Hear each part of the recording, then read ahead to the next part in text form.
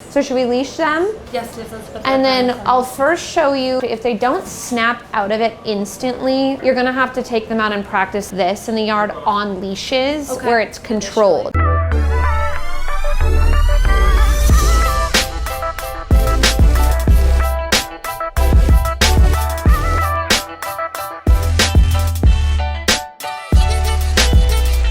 The more you can expose them to the triggers when it's controlled, that's the amount of effectiveness you're gonna see. If you expose them 50% of the time off the leash and they're able to exert their natural instinct, and 50% of the time you're fixing it, you're gonna see 50% better. That's why board and trains are effective, because 100% of the time they're exposed to those things, we're able to be on it. You guys might have to just switch for a little while to taking them out on a leash, unless I think you go out early in the morning, right? So you probably don't see anyone early. No, I just never know. And sometimes too, they'll just bark. I don't have to like let somebody know or what that they're there, but like sometimes I've had to let her like at midnight, 2 in the morning, whatever, and they'll just bark. It's crazy. Really? So, yeah. Even if nothing is there? Or is always something? Well, usually it's just that people are here, people are outside. If it's someone across the street, Okay. A lot of neighbors now have started walking their dogs across the street. They'll walk it on that side versus our side because of them? they know that they trigger it, and I mean, they're not mean, but they probably just Right, don't want, of course. 6 a.m., 5 a.m. Everybody's watching them walking their dogs. Yeah. And we don't let them go hang out outside. We used to let them do that. Yeah. But we don't do it at all anymore for that reason. Okay. The more amount that you can be on them when you're out there, the more you're going to curb their natural instinct. And protective instincts are the hardest. It's just that their breed is a working breed and they think they have a job to protect, and you have to let them know the best way to do it is to be proactive and not even let them fully run and lunge at the fence. You want to go walk by the fence out there? Is there one that usually starts it? I would say she's the most combative. I feel like she'll do it more out of fear. She'll do it more to protect. Yeah, it's interesting. She definitely does it way more to protect the Okay, I feel like. so the way to redirect reactivity, which well, I'm sure they'll do it when we're out like seeing dogs on walks too, is directing focus to you. Do you guys try to do that? I'll be like, look at me, especially when they're barking at other dogs. I'll be like, look at me, look at me, look at, and I mean, it's just, Yeah. they're They also overtaking. try to like literally avoid to look at us. Yeah, they know. They're just like, what? Okay, got it. So there's a couple different ways to work on reactivity. The best way is when they're perked up, even like that. Yes, good. Good girl. When their ears are perked up, you're gonna wanna make them look to you. Yes. Walk by and tap on the fence or something.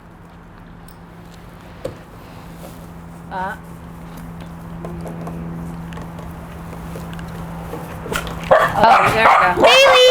Bailey, Paloma, come. Yes, sit. Yes. Okay, now do that again. Let me see if she'll do it on the leash. Oh, there we go. Oh, look at Paloma. Paloma, come. Yes, Paloma. And usually they don't snap out of it right? No. Yes. You got the magic test. So I think that they're gonna exhibit it on the leash when it's not so controlled. Right. So I think they're still gonna run, but obviously you won't be able to get all the way to the fence. Sure.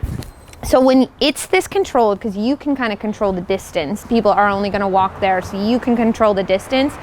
What you're gonna wanna get is level 2s of them snapping out of it on their own. Right now they're being too perfect, but when you come out here on a leash, let their go by again, or put her on a leash, and let's see what they do. So they're not snapping out of it. Bailey, so you wanna call Paloma to you. Yes, good. So this would be a level 1, but we want to try to only treat on a level 2 if they snap out of it on their own. And a lot of the times it's hard to end it on a level 2 because someone only walks by for 5-10 seconds and then they're gone. But right now, and you guys can even do this if they're barking at you. Like I'm gonna let her mind go again. Tap. They hate that. Yes, Bailey. Do you see how Bailey looked on her own? Because that's what we want. Yes, Paloma, good. Yes. Yes, Bailey.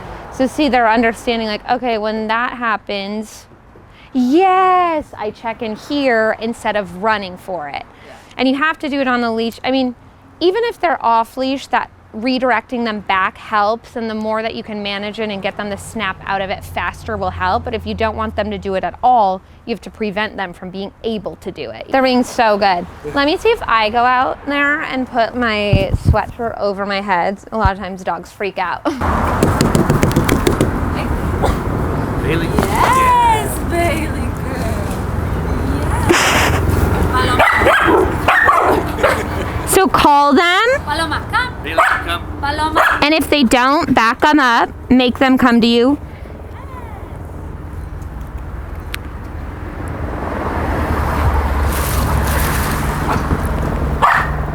Bailey. Paloma. Paloma. We don't treat.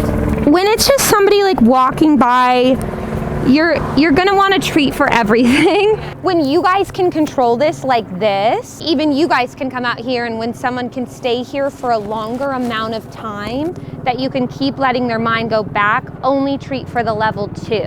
I would say for now, treat everything just because it's new to redirect them.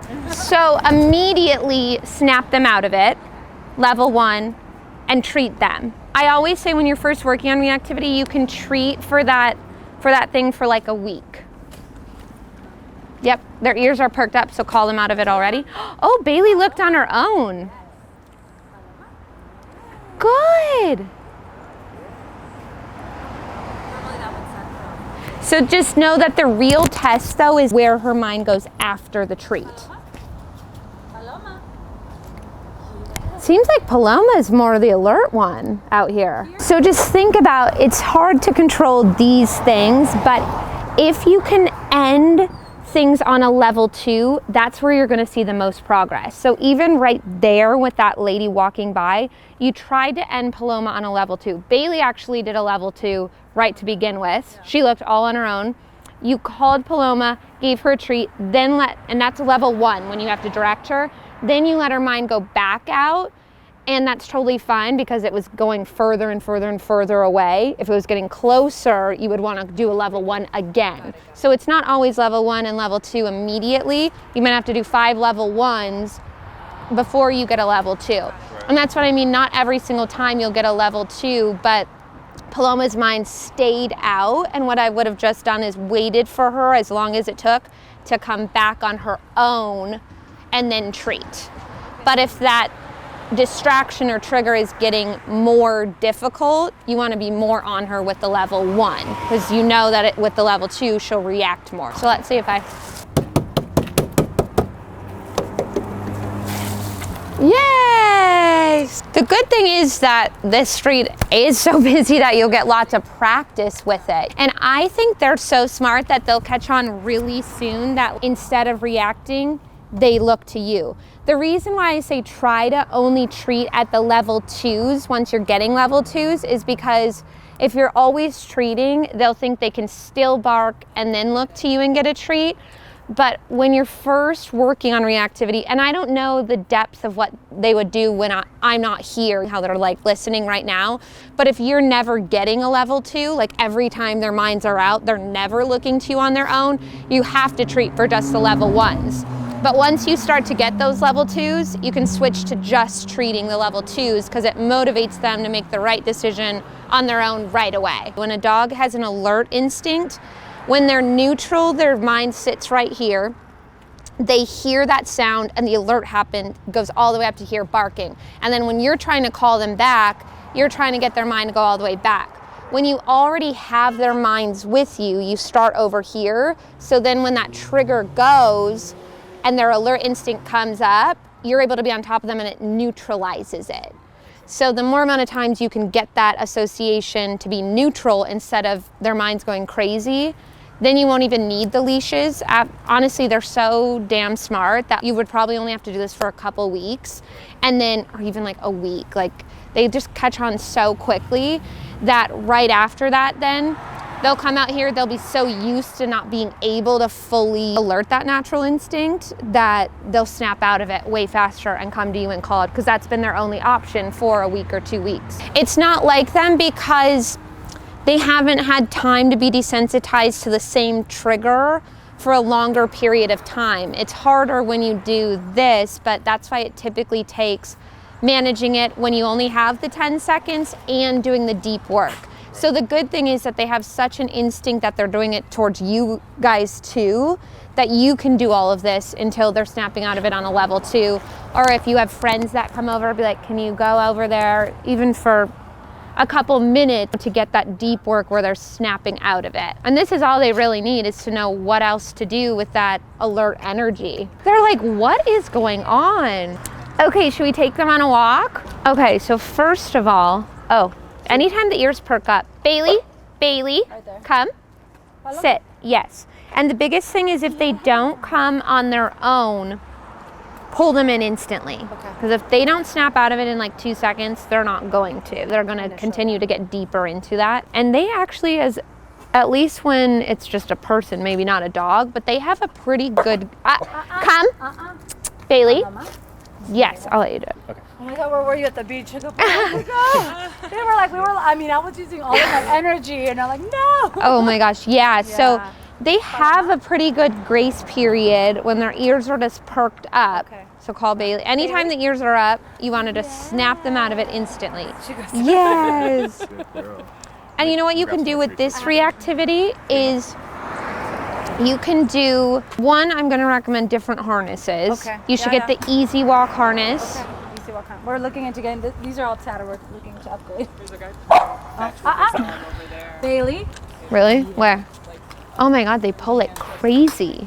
Oh, there he is. Unless it's with a child. Oh yeah, they're strong as hell, huh? Yeah, oh my God. So I can't walk them alone. You gotta do the Easy Walk harness. Okay. It clips on the front. It makes the walks day and night, even without healing training. So it hooks here, so it kind of tightens at the chest, keeps them from pulling as much. Yeah, because it kills me because I feel like they're choking themselves out and I just... Yeah. Oh, it's amazing. The Easy Walk. But just make sure that you have their focus when you come out here.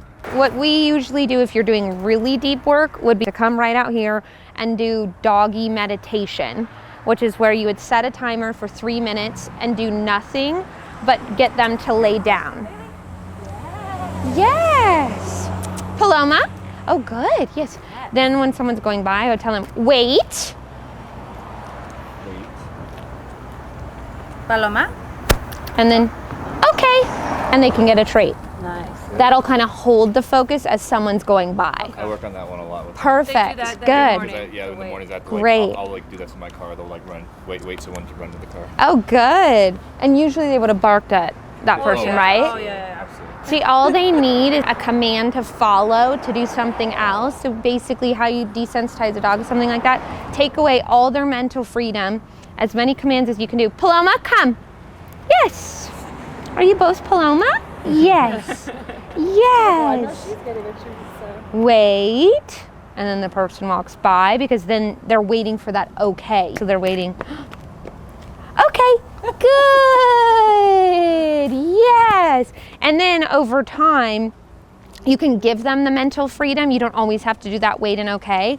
And they'll be able to snap out of it. The best thing you can do though is that what you usually do? Call their name? Yeah. Just like that? Yeah. Best thing you can do is then with each trigger, let the mind go back out and see if they'll snap out of it on their own. So that's how you'll see the progress. Otherwise, you're just ending on the management of the level 1 at each trigger. The more you can let the mind go out, and even if the sound is completely gone, even if that person passed, then let their mind go back out. But basically what doggy meditation would be set a timer for 3 minutes, and all you do for 3 minutes is get them to sit and lay down. Down. Yes. Yes, yes, yes, yes, yes, up, yes, yes. And it puts them in a really good state for the walk. You know, if like I start my day with meditation, it puts me in the right mental state. And anytime they get up, sit, yes, down, yes, gets them in the right state of mind, and it also helps people know, usually if a dog is really distracted when out, yes, I would treat that because she looked out, came back on her own. Like those are the major treats for those when she does it on her own. But usually people give up, like if a dog is so alert after directing them to lay down or look at you like 2 or 3 times. And the point of this is over 3 minutes, if you have to redirect them to lay down 50 times, the more you do it, the less amount of times you'll have to direct them. Then they'll be able to hold it for 3 minutes. Right. But it takes persistence of where you want their minds to be. So if it takes 50 times, you look at me, look at me, look at me, that's what you have to do to really get through to them. And they follow redirection so well, they just really need that every single time. And so right here, when her ears are out, there's no, I would actually wait. I would wait. And sometimes, like there's nothing, right? As long as. Actually, a gentleman over here playing catch. Oh. In the corner home. Okay, so now call them in. Bailey, come. And pull them in if they're not. All the way in. No, and then no treat there. Okay. That's okay. Until they're. If it's really controlled like this, then you let their mind go back out, see if they'll come back on their own. Just kind of wait for them. So basically, if a distraction or a trigger is increasing in difficulty beyond them, because if you don't even have their focus here and someone's coming closer, it's going to get harder and harder. Right. If there's literally nothing, no treat, yep, then let her mind go back out. When you're out, we're going to treat for every look. Okay. When you're out walking. But here, just know you're only going to treat for level 2s. Okay. And it's dependent on the environment and the situation when you want to do a level 1 and when you want to do a level 2. So you can even do level 2s when they're just, like when there's nothing, just stand and see if they'll bring their attention back to you. The thing is, when they have a natural instinct to protect, their natural instinct when they go away from you is to become alert. And we're teaching them, when you don't know what to do, look to me instead of getting alert about everything. So see that? So no treat if you have to call her to say yes. Then let her mind go back out. Yep, and that was good, but no treat because you had to call her. I know, it's hard. Treat, yeah, perfect. Who has your leash, miss? And if you think her mind has been out for too long, you can always do a level 1. Yep, there's a treat for Bailey. Do a level 1, calling her to direct her to you. And always make her sit and face you. The number one thing I see wrong with the protective instinct, they sit at your side and then they're still staring out. That makes so much sense. And now there's a person visible, so.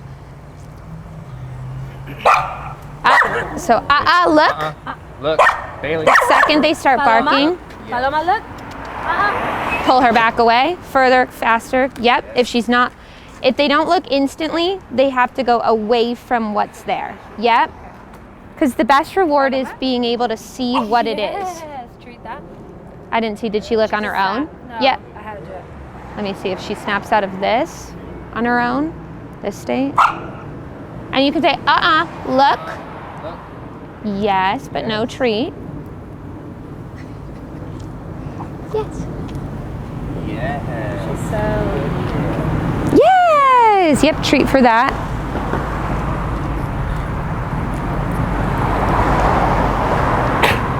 Oh, chew it, silly. She's getting some berries. Paloma? So call her to come. Bailey. Paloma? Yes, no treat. Then let her mind go back out.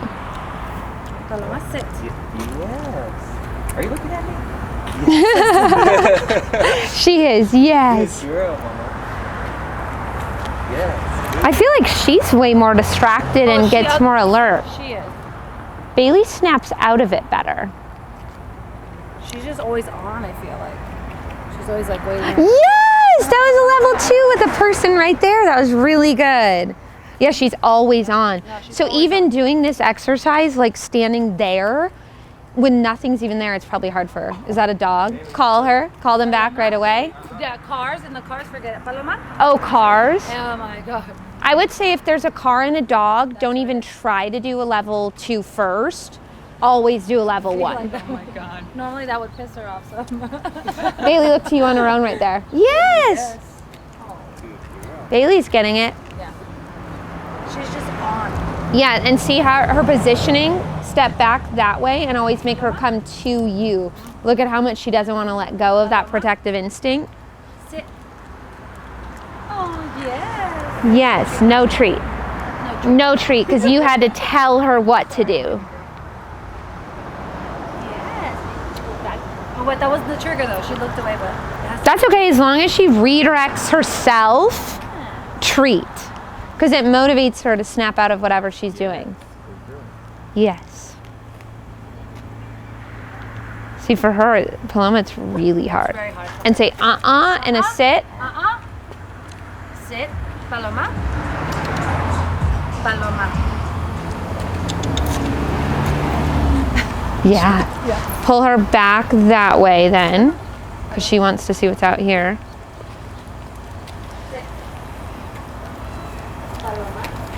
And there's always a stubbornness with letting go of a protective instinct too. Yeah. If she looks back. I'm like, I don't know what's down that way, but I would say redirect her to sit.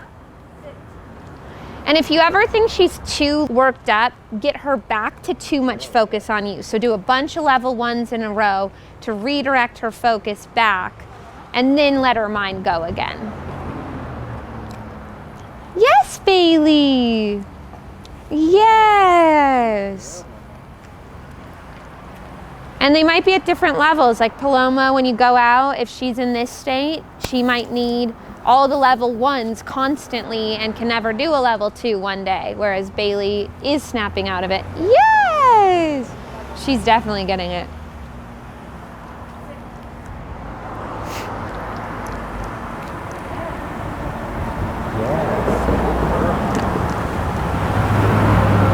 That's good. Yeah. You're being sweet. Yes. Yes, Bailey. Yes, you are.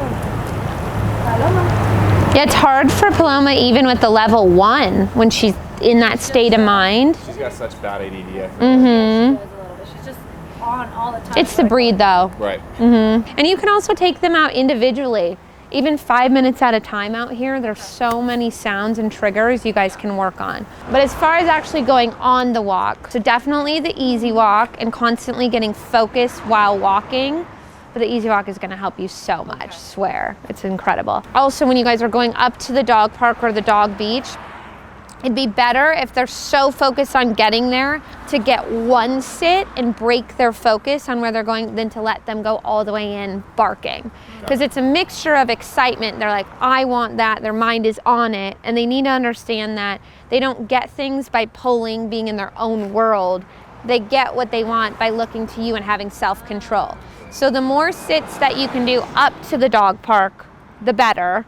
But at least get one sit that breaks that intense pull and focus. Get one and then be like, okay, let's go. What I would do is, I think that it's like, you have to think when you're on the walk, the environment is changing every single step. So there's new smells, there's new everything, there's new this. So the amount that they struggle even right here, it's gonna be hard for them to focus when there's new things constantly. Right. I would do, for training purposes, what I would do is do this primarily and then like drive them over to the park, or then just like walk them over to the park instead of trying to get the exercise out on a walk. Because again, the more percentage of time that you can expose them on the leash being mentally with you, the better it's going to be when you do go on the walk then. Does that make sense? Yeah. Yeah, so if you get the easy walk, which will definitely help, and then practice this, then the next time we can put it all together, like this focus work while walking.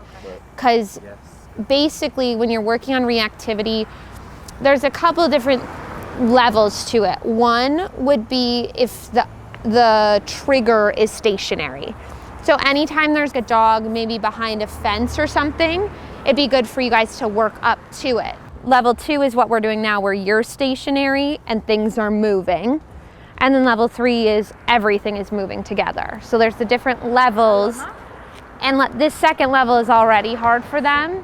So it's not like you can't walk them, but it's also when you're changing and things are changing, It's a lot. you can only really expect to try to get their focus and manage it as much as you can right now before we can work it all up. And then with this practice, it will really help for just the reactivity on the walks too. I would say just because to get their physical exercise out, it's okay to have their mind be running and have mental freedom there because there's no real issues there. But here, if you just let them pull, good babies, good job. So good. They're like, what did we do? Good job. But I think they'll associate it so quickly. Like there are some breeds that it takes months to get them to even do 1 level 2. They are so smart. I think what they're wanting me to do is do that when I want to bark. They're already starting to do it, which is incredible. And I think the key is definitely the leash too. Because it's really hard to like tame them without the leash. Totally. And so like I think they have like a lot more control. 100%. Yeah, 100%. And it just prevents them. Yes! Treat. Good. Yes, Paloma. There you go. Would they usually be barking at them? This is really good. Good, Bailey. Good, Paloma. That's so good.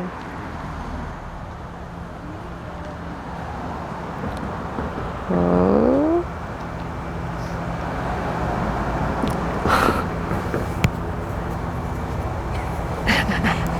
Bailey's eating a fly. Yes. I know, so close. You can do it.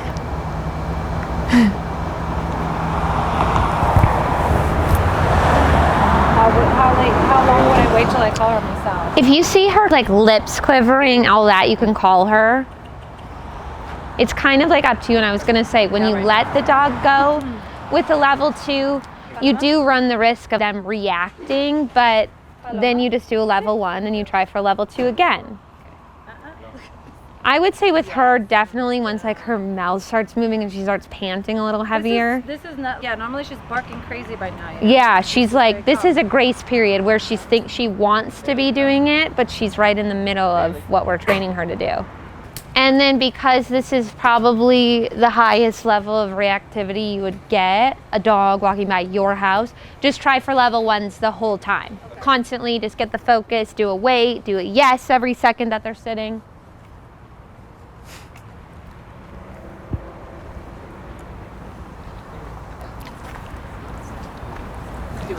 And here's a person first.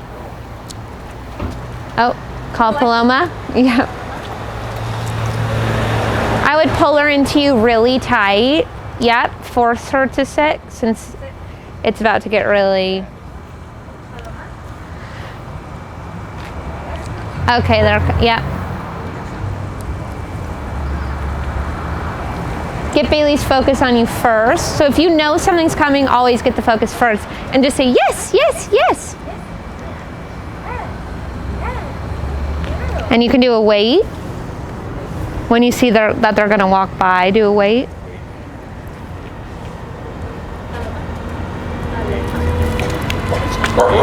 And say, sit.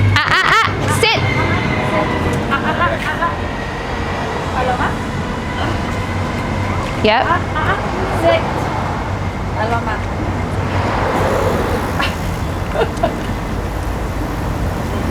Sit. Come here.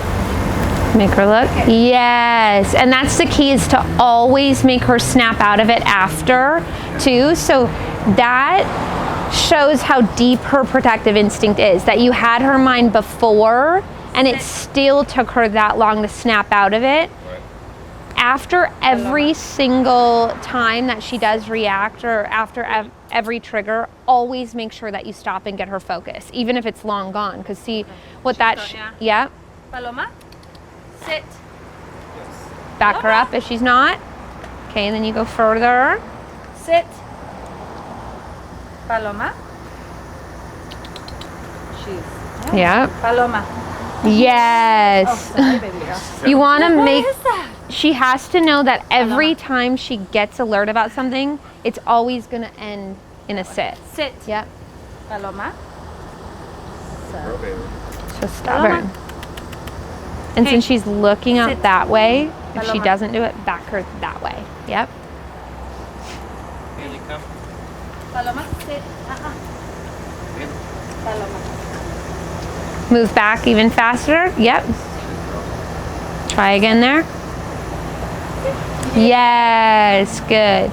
Yeah, always my advice to people when you have a dog that's really reactive is move faster than you, like if she's not doing it right away, she's not gonna do it. So yep, then because the best thing for her is to get closer to the street to be able to scope out like what it is, you know, and be in alert mode. And if you ever feel like you're out here and she's just being so stubborn, no looking, put her in the crate and then you guys stay out here with Bailey, because that really shows her she doesn't get to protect unless she's listening. Right. But as long as you're always ending a dog or a person passing by or does anything that gets them worked up in them, making them focus on you, that amount of time that it took Paloma to let go of that protective instinct will decrease. So you should see a huge decrease. And that was a long time for having her focus first and then them passing by. Now I wonder if you could do she stimulated on both sides at this time, right? Yeah, This is a lot.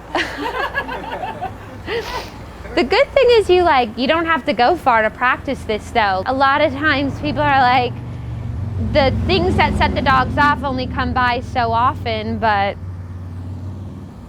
it's a good thing to do for them. So they get lots of practice. Yeah. You guys are so good. Yes, you're so cute. And they'll definitely get it. They'll associate all of this reactivity stuff so quick. I think it's mostly the stubbornness with her, making sure you're doing those movements. Okay.